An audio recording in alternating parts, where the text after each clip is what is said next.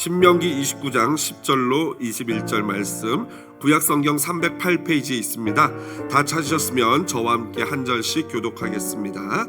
오늘 너희 곧 너희의 수령과 너희의 지파와 너희의 장로들과 너희의 지도자와 이스라엘 모든 남자와 너희의 유아들과 너희의 아내와 및 내 진중에 있는 객과 너를 위하여 나무를 패는 자로부터 물기는 자까지 다 너희의 하나님 여호와 앞에 서 있는 것은 내 하나님 여호와의 언약에 참여하며 또 내 하나님 여호와께서 오늘 내게 하시는 맹세에 참여하여 여호와께서 내게 말씀하신 대로 또 내 조상 아브라함과 이삭과 야곱에게 맹세하신 대로 오늘 너를 세워 자기 백성을 삼으시고 그는 친히 내 하나님이 되시려 함이니라. 내가 이 언약과 맹세를 너희에게만 세우는 것이 아니라 오늘 우리 하나님 여호와 앞에서 우리와 함께 여기 서 있는 자와 오늘 우리와 함께 여기 있지 아니한 자에게까지이니 우리가 애굽 땅에서 살았던 것과 너희가 여러 나라를 통과한 것을 너희가 알며 너희가 또 그들 중에 있는 가증한 것과 목석과 은금의 우상을 보았느니라. 너희 중에 남자나 여자나 가족이나 집하나 오늘 그 마음이 우리 하나님 여호와를 떠나서 그 모든 민족의 신들에게 가서 섬길까 염려하며 독초와 쑥의 뿌리가 너희 중에 생겨서 이 저주의 말을 듣고도 심중에 스스로 복을 빌어 이르기를 내가 내 마음이 완악하여 젖은 것과 마른 것이 멸망할지라도 내게는 평안이 있으리라 할까 함이라. 여호와는 이런 자를 사하지 않으실 뿐 아니라 그 위에 여호와의 분노와 질투의 불을 부으시며 또 이 책에 기록된 모든 저주를 그에게 더하실 것이라. 여호와께서 그의 이름을 천하에서 지워 버리시되 여호와께서 곧 이스라엘 모든 지파 중에서 그를 구별하시고 이 율법책에 기록된 모든 언약의 저주대로 그에게 화를 더하시리라. 아멘. 신명기 29장 10절로 21절 본문 말씀 가지고요, 초월이라는 제목으로 말씀의 은혜 나누도록 하겠습니다. 지난 9일 수요일 대한민국은요 제20대 대통령을 선출했습니다.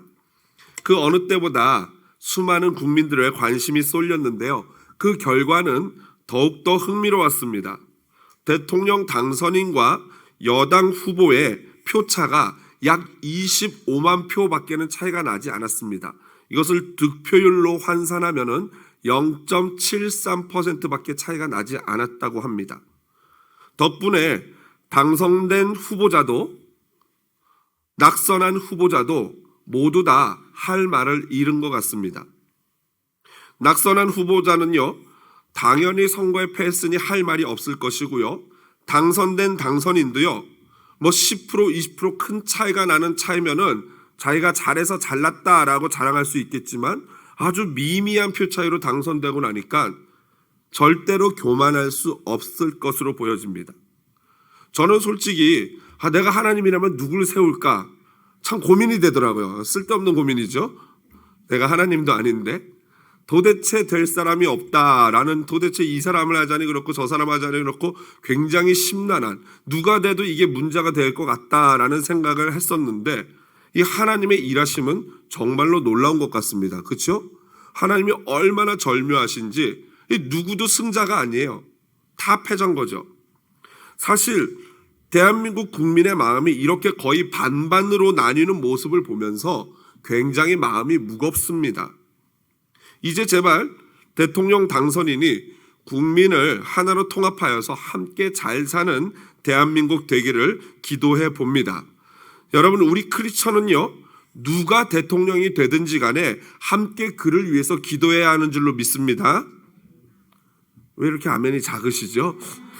네. 그거는 여당 후보가 되든 야당 후보가 되든 제3당 후보가 되든 누군가가 대통령이 되면은 그것은 하나님이 세우신 거기 때문에 우리는 그를 위해서 기도해야 합니다. 사도 바울은 다음과 같이 말했습니다. 디모데전서 2장 2절이죠. 같이 읽어보겠습니다. 임금들과 높은 지위에 있는 모든 사람을 위하여 하라. 이는 우리가 모든 경건과 단정함으로 고요하고 평안한 생활을 하려 함이라. 지지하는 정당이나 출신 지역, 성별, 나이를 초월하여 함께 대통령을 위하여 기도하고 정부를 위해서 기도하는 크리스천들이 되기를 주님의 이름으로 부탁을 드립니다.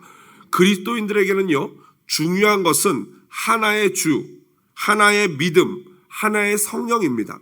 우리는 정당이나 출신이 먼저가 아니라 같은 주를 섬기는 이게 가장 먼저 중요한 일이라는 것이죠. 그래서 사도 바울은 에베소서 4장 2절 3절에 다음과 같이 말하고 있습니다. 같이 읽어보겠습니다. 모든 겸손과 온유로 하고 오래 참음으로 사랑 가운데서 서로 용납하고 평안에 매는 줄로 성령이 하나 되게 하신 것을 힘써 또 지키라. 골로새서 3장 14절 이 모든 것 위에 사랑을 더하라. 이는 온전하게 매는 띠니라. 아멘. 그렇습니다. 모든 것에 사랑을 더해서 우리가 그 사랑으로 하나로 엮어주는 띠를 만들어야 하는 것입니다. 사랑은 모든 것을 초월하는 것이죠. 윌리엄 셰익스피어의 초기 희곡인 로미오와 줄리엣은요, 서로 원수인 가문에서 태어난 로미오와 줄리엣이 서로 사랑을 하지만 결국 그 둘이 사랑을 이루지 못하고 비극적인 죽음을 맞이하는 그러한 내용입니다.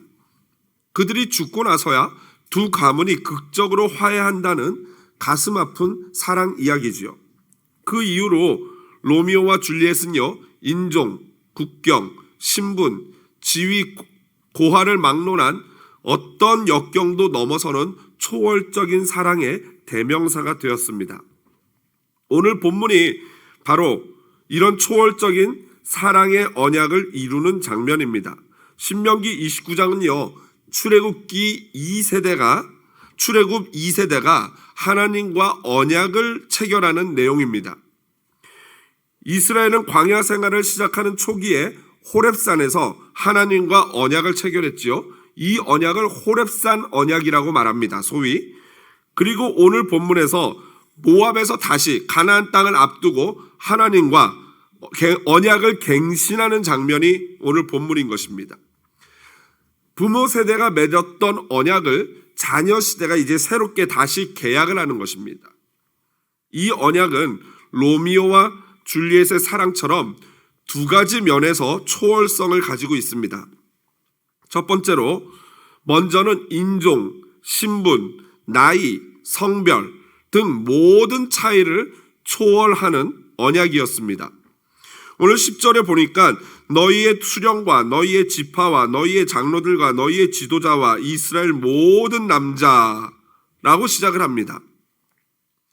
지금 열관 이런 존재들은요, 고대 사회에서 언약을 맺는 당사자로서 너무나도 당연한 사람들이었습니다. 보통 고대 사회는 전쟁에 나갈 수 있는 남자들만을 계수했죠. 그래서 민수기 26장 2절을 보면 이렇게 기록되어 있습니다. 같이 한번 읽어보겠습니다. 이스라엘 자손의 온 회중의 총수를 그들의 조상의 가문을 따라 조사하되 이스라엘 중에 20세 이상으로 능히 전쟁에 나갈 만한 모든 자를 계수하라 하시니, 그러니까 남자 20세 이상만 사람으로서 가치가 있다라고 보았던 것입니다. 전쟁에 나갈 수 있어야지만. 하지만 이번 모압 언약은요, 인구 숫자에도 들지 않는 11절 보십시오. 너희의 유아들과 너희의 아내와 라고 여자와 아이들까지도 언약의 당사자로 하나님이 언급하고 계십니다. 그뿐이 아닙니다. 그 뒤에 보니까 내 진중에 있는 객과 내 진중에 있는 객은 신명기 28장 43절에는 너희 중에 우거하는 이방인이라고 다르게 표현되어져 있습니다. 결국 이러한 자들은 누구냐면요, 출애굽할 때 이집트에서 이스라엘 백성들을 따라 나온 잡족, 또 다른 이방인들을 가리키는 말입니다. 비록 이스라엘 사람은 아니어도 그들과 함께 사는 외국인이라면은 그들 역시도 이 모압 언약의 당사자, 하나님과 언약의 계약자가 된다는 그런 말이죠. 심지어 더 한 걸음 더 나가서 그 뒤에 보면요, 11절 중간 이후에 보면은 나무를 패는 자로부터 물 깃는 자까지 다 너희의 하나님 여호와 앞에 서 있는 것은 이라고 나와요. 여기서 나무를 패고 물 깃는 자, 이들은 누굴까요? 바로 그렇습니다. 포로로 잡힌 자들이에요. 노예예요. 대표적인 예로, 물론 이 신명기보다 뒤에 나오겠지만 여호수아서에 보면, 여호수아 9장에 보면요, 기브온 사람들이 나와요. 기브온 사람들은 가나안에 가까이 사는 사람들인데, 가나안 민족인데, 하나님이 여호수아에게 명령하기를 이 가나안 사람들과는 어떠한 조약도 체결하지 말라라고 명령하셨어요. 그런데 기브온 사람들이 이스라엘 사람들을 두려워하고 하나님을 두려워해서 변장을 하고 여호수아를 찾아옵니다. 마치 멀리서 온 것처럼 곰팡이 난 빵과 낡아 빠진 신발 그리고 달아 빠진 옷을 입고 와가지고 우리는 저기 멀리서 온 민족인데 우리와 평화 조약을 맺어주세요 라고 합니다. 그런데 이 여호수아와 이스라엘 장로들이 실수를 한 게 하나님께 여쭤보지 않고 그들의 겉모습을 이렇게 보니까 굉장히 오래 걸어왔거든요. 그러니까 계약을 덜컥 여호와의 이름으로 맹세하여 너희를 멸하지 않겠다 계약을 체결합니다. 그러고 나서 알고 봤더니 바로 옆 동네에 사는 사람이었어요. 그러니 얘네들을 죽일 수도 없고 살릴 수도 없고 어쩔 수 없이 여호수아가 하나님께 우리가 맹세를 했으니까 얘네들은 손대지 말아라 라고 얘기합니다. 그러면서 대신 너희들은 평생 동안 우리 이스라엘과 여호와 하나님의 예배를 위해서 물을 깃고 나무를 패는 그 일을 해라 라고 해서 노예 족속으로 삼았던 것입니다. 그런데 놀랍게도 오늘 이 모압 언약에 이 노예들까지도 하나님과 직접적으로 계약을 맺는 당사자로 하나님이 지명을 하시는 것입니다. 그러니까 하나님 앞에서 나이, 성별, 인종, 출신, 생김새, 언어 그 어떤 것도 상관이 없는 것입니다. 하나님의 말씀 곧 하나님의 언약 앞에는 모든 사람이 동등하다, 평등하다. 이게 바로 모압 언약인 것이죠. 여러분 사실 미국에 사는 저와 여러분 같은 분들이 얼마나 신분 문제가 민감하고 소중하고 어려운 문제입니까? 여전히 그 문제를 해결하지 못해서 어려움을 겪고 있는 성도님들도 많이 계시고요. 그 문제, 이 시민권, 이 신분의 문제를 해결하려면은 언어, 시간, 물질, 조건 이런 것들을 다 충족해야지만 이루어집니다. 그리고 되면은 그거 아무것도 아닌데도 그게 너무 기쁘고 좋아가지고 이렇게 기뻐하지 않습니까? 하물며 이것은 그냥 한 나라의 어떤 시민권이 아니라 하나님과 하나님 아버지와 언약을 맺고 하나님 나라의 백성이 되는 언약입니다. 그런데 그 어떤 조건도 아무것도 없이 모든 사람들을 동등하게 하나님과 함께 당사자로 계약의 당사자로 삼아 함께 계약을 한다는 것은요 너무도 엄청난 은혜인 것입니다. 이처럼 모압 언약은요 모든 다름과 차이 이러한 것들을 다 초월한 놀라운 하나님의 은혜의 언약이었던 것입니다. 두 번째로 모압 언약은요 시간을 초월하는 언약입니다. 13절을 보시면요 아브라함과 이삭과 야곱에게 맹세하신 대로라고 말합니다. 그들은 이스라엘의 족장이죠. 바로 하나님의 진짜 언약은 원래 아브라함과 맺었던 것입니다. 바로 이것이 언약의 과거성이죠. 아브라함 없이는 이스라엘도 존재할 수 없습니다. 그런 점에서 교회나 가정에서 믿음의 조상이라든가 아니면 부모님 그리고 어르신들 기성세대를 잘 모시고 감사하게 여기는 것은 매우 귀한 일이죠.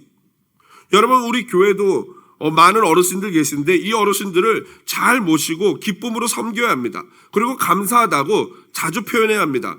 옆에 혹시 흰머리 소녀, 흰머리 소년들이 계시면은 옆을 보시고 감사합니다라고 한번 말씀해 주시죠. 감사합니다. 여러분 그런데 지금 팬데믹이 끝나고 다시 이제 교회로 현장 예배를 하게 됐는데 우리 어르신들이 잘 복귀를 못 하세요. 왜 그러냐면은 이 팬데믹 전에는 셔틀을 돌려서 우리 어르신들을 모시고 왔는데 셔틀을 운행할 분이 안 계셔요. 감사하게도 다행히 일부부터 와가지고 안내를 하시는 우리 황청길 집사님이 일부 예배 안내 섬기고 일부 예배 끝나고 그리고 바로 어르신들을 모시러 갔다 오겠대요, 운전해서. 그래서 오늘도 다녀오셨어요. 그런데 문제는 이 2부 예배 끝나고 모셔다 드릴 분이 없는 거예요. 제가 광고 드렸죠, 몇 번? 그런데 아직까지 아무도 자원을 안 하세요. 그래서 오늘 제가 직접 가기로 했어요. 설교 끝나고 제가 직접 갈게요. 이렇게까지 하는데 말씀도 안 하시면 정말 너무하신 거죠. 그래서 제가 오늘 모셔다 드리지만 저는 이제 또 매월 첫 주에는 당회가 있고 넷째 주에는 또 청년부들과 모임을 하게 됩니다. 그럼 나머지 두 주는 좀 누군가 도와주셔야겠죠. 한 분이 나시고 두 분이 네 분이 나서 주시면은 한 달에 한 번씩만 하면 되는 거고 8분이 나서 주시면은 2달에 한 번만 섬겨 주시면 됩니다. 여러분 말로만 뭐 노인 공경 뭐 교회가 다 섬겨야지 뭐 젊은이들 뭐 이렇게 말로만 하는 거는 아무 소용 없어요. 성도가 교제하고 싶다고요? 그러면 차로 어르신들 모셔가면서 정말 나와 멀리 떨어진 어르신들과 대화하면서 얼마든지 교제할 수 있어요. 여러분 이 신앙은요 말로만 하는 게 아니에요. 여러분 시간 있고 아직 힘이 있으신 분들은 누구든지 자원해 주시면 감사하겠습니다. 그뿐입니까? 여러분 지금 우리 교회가 제가 진짜 마음으로 참 창피한 게, 죄송하기도 하고 창피한 게, 지금 통역 서비스를 하고 계시는데 70 넘으신 할아버지가 통역을 하고 계세요.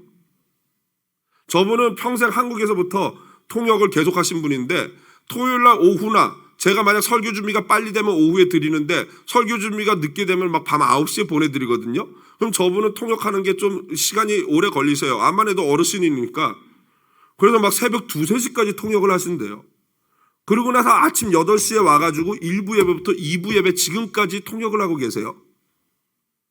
사실 제가 영어만 잘하면 그냥 제가 다 해버리고 싶은데 하나님이 저에게 영어를 안 주셨어요. 영어 잘하시는 분들 여기 계시죠? 왜 하나님이 한국말도 잘하고 영어를 잘하게 하셨다고 생각하십니까? 여러분 우리가 하나님을 섬기고 하나님과 언약을 맺는 거는 그냥 말로만 생각으로만 그냥 하나님 사랑해요, 하나님 섬겨요 이게 아니에요. 직접 우리의 몸을 드리고 시간을 드리고 하나님을 섬길 때 그것이 진짜 언약을 실행하는, 언약을 이행하는 것인 줄로 믿습니다. 그러므로 여러분 오늘 결단하십시오. 나에게 주신 재능이 무엇이든지 간에 운전은 다 하실 수 있잖아요. 영어 잘하시는 분들 많잖아요. 언제까지 어른 세대에게만 다 모든 걸 떠넘기겠습니까? 여러분 오늘 결단하시고 하나님의 은혜를 누리시기를 다시 한번 부탁을 드립니다. 아멘이 딱 한 분만 하시는 것 같습니다.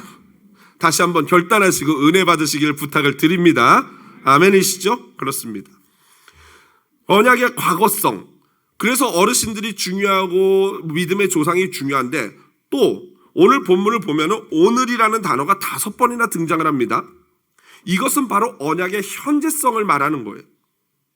하나님은 과거 이스라엘 조상들과 맺은 언약을 토대로 지금 모세 앞에 서 있는 모든 사람들과 심지어 종들과도 그 언약을 맺고 계시는 겁니다. 언약은요 옛날 사람들과 맺는 게 아니에요. 언약은 지금 바로 살아있는 이 사람들과 맺는 현재적인 것입니다. 그런데 언약은 과거와 현재에만 존재하는 것이 아니며 또 있어요. 14절 15절을 보니까 모세가 뭐라고 말씀하십니까? 15절에 오늘 우리 하나님 여호와 앞에서 우리와 함께 여기 서 있는 자와, 현재성이죠. 그 다음 오늘 우리와 함께 여기 있지 아니한 자에게까지이니 언약의 미래성입니다. 언약은 과거의 조상들로부터 맺었지만 오늘 현재 이 자리에서 맺는 것이고 또 동시에 지금 여기는 없지만 미래에 있을 세대까지도 그 언약의 당사자라는 거예요. 어떻게 이렇게 언약이 과거, 현재, 미래까지 유효한 것인가? 이것이 바로 언약이 갖는 시간에 대한 초월성입니다. 어떻게 그럴 수 있습니까? 바로 하나님이 시간을 초월하신 분이기 때문이에요. 마가복음 12장 26절 27절 같이 한 목소리로 읽어보겠습니다. 하나님께서 모세에게 이르시되 나는 아브라함의 하나님이요 이삭의 하나님이요 야곱의 하나님이로라 하신 말씀을 읽어보지 못하였느냐? 하나님은 죽은 자의 하나님이 아니요 산 자의 하나님이시라 너희가 크게 오해하였다 하시니라. 그렇습니다. 하나님은요 비록 인간 세대는 다 지나가요. 우리 여기 있는 분들이 100년이 지나면 다 이 자리에 없단 말이죠. 그런데 또 다른 언약의 당사자인 갑, 언약의 갑이고 우리 인간이 을이잖아요. 갑이신 하나님은 영원히 존재하셔요. 그리고 우리는 사라지지만 우리의 자녀 세대들이 또 계속 이 자리에 있단 말이죠. 그러니까 하나님과 인간이 아니라 인류가 맺은 언약은 영원한 거예요. 바로 이것이 시간을 초월하는 언약의 특성인 것이죠. 이것은 또한 우리에게 엄청난 은혜입니다. 모압에서 지금 맺는 이 언약이 그들뿐만 아니라 지금 이 자리에 있는 저와 여러분에게까지도 해당되는 이유가 바로 이 시간을 초월하는 언약의 특성 때문이에요.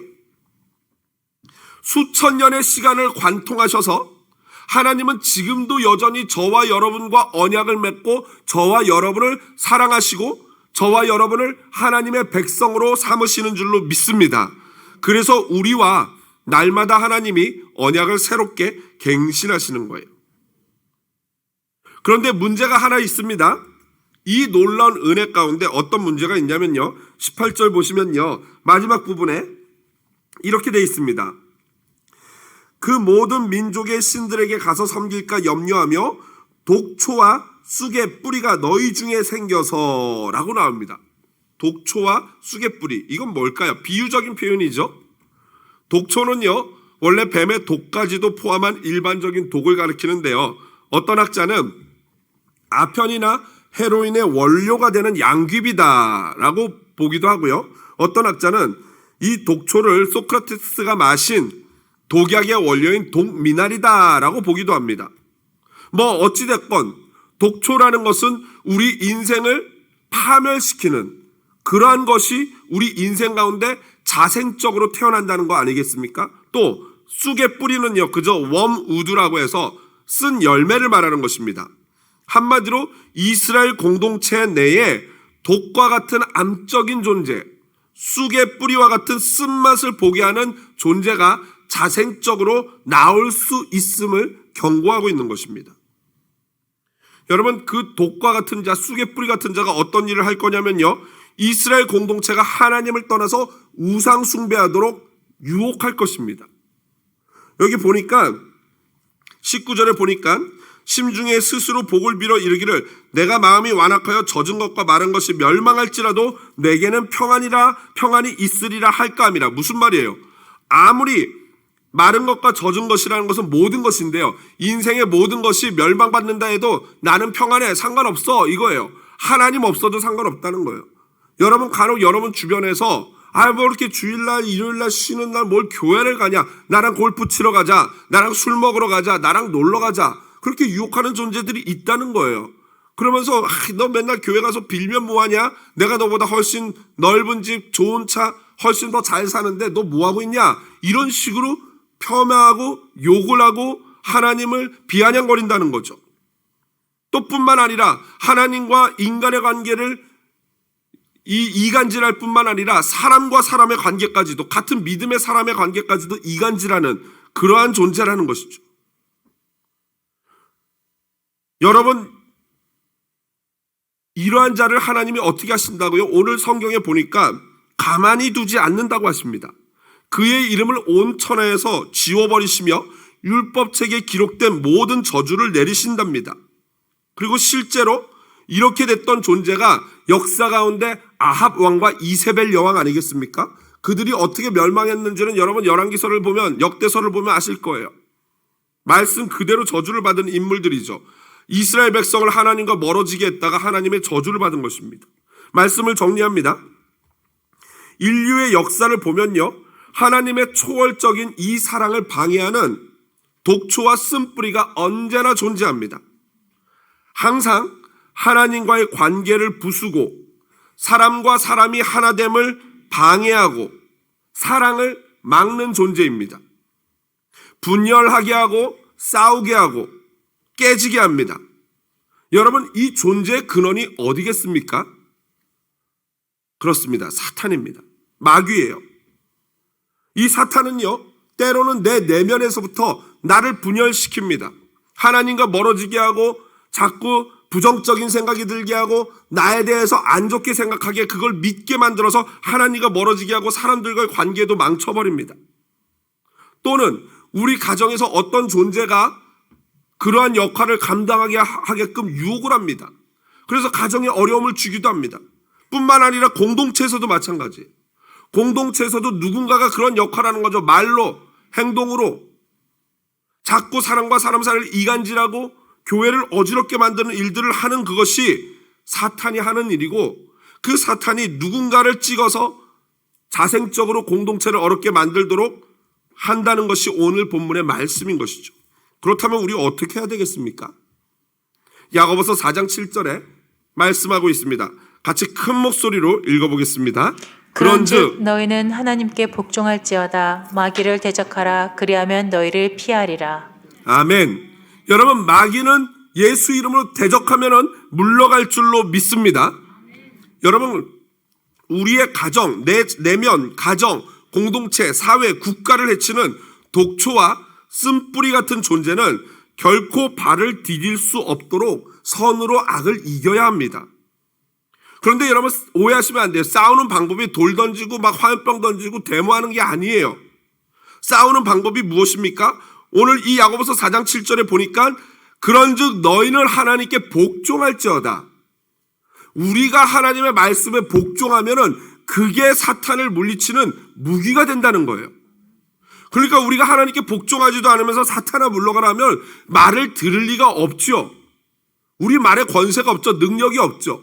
우리가 하나님의 말씀에 순종하면서 사탄아 예수 이름으로 물러가라 하면 그때 능력이 나타날 줄로 믿습니다.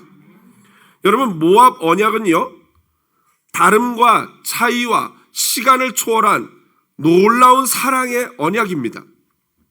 모든 다름과 시간을 초월한 것에는 바로 지금 저와 여러분까지도 포함되어 있어요. 그래서 우리가 하나님의 자녀된 것이고 하나님의 백성이 된 것입니다. 시간과 공간, 인종을 초월하신 하나님의 사랑의 언약이 그 수천 년의 시간을 관통하여 저와 여러분을 찾아오셨습니다. 왜 그렇게 찾아오셨을까요?